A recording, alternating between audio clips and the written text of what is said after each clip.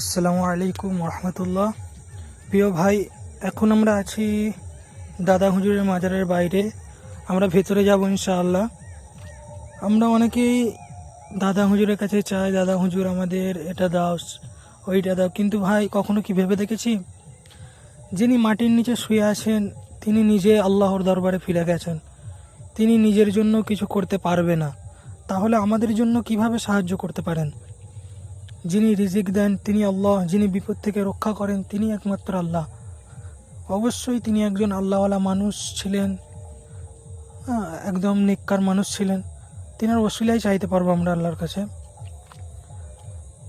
আল্লাহ তাআলা বলেন, ওয়াল্লাযীনা ইয়াদউনা মিন দুনিল্লাহি লা ইয়াখলুকুনা শাইআন ওয়া হুম ইখলাকুন আমওয়াতুন গায়রু আহইয়াইন ওয়া মা ইয়াশউরুনা আইয়ানা ইউবআসুন।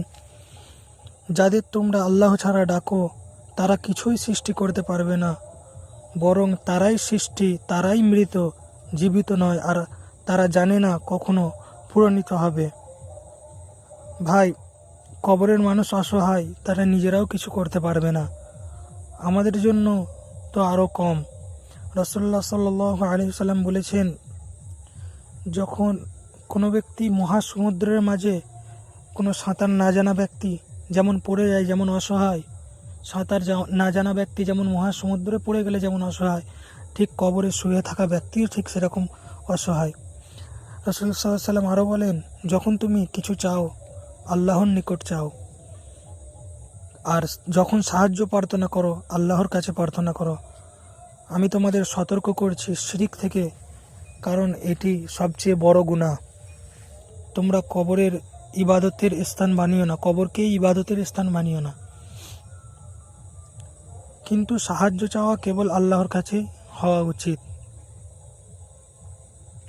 ভাই, কারণ তিনি আল্লাহর পথে মানুষকে আহ্বান করেছেন, ইসলামের দাওয়াত দিয়েছেন, সৎ পথে চলেছেন। তাই মাজারে এসে আমাদের করা উচিত তার জন্য দোয়া, আল্লাহর কাছে ক্ষমা চাওয়া, আর নিজের জীবনকে ইসলামের আলোয় আলোকিত করা। তাই আল্লাহ তাআলা বললেন, ওয়াকালা রাব্বুকুম উদউনি আস্তাজিব লাকুম। তোমাদের প্রতিপালক বলেছেন, আমাকে ডাকো, আমি তোমাদের ডাকে সাড়া দেব।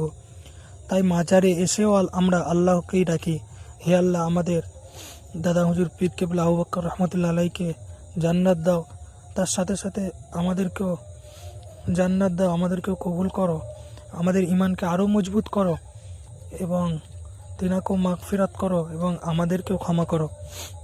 তুমি আমাদের হৃদয়কে তাওহীদের আলোয় আলোকিত করো, আমাদের জ্ঞান দাও সঠিক ভুল বুঝার, আমাদেরকে শিরিক ও বিদআত থেকে হেফাজত করো।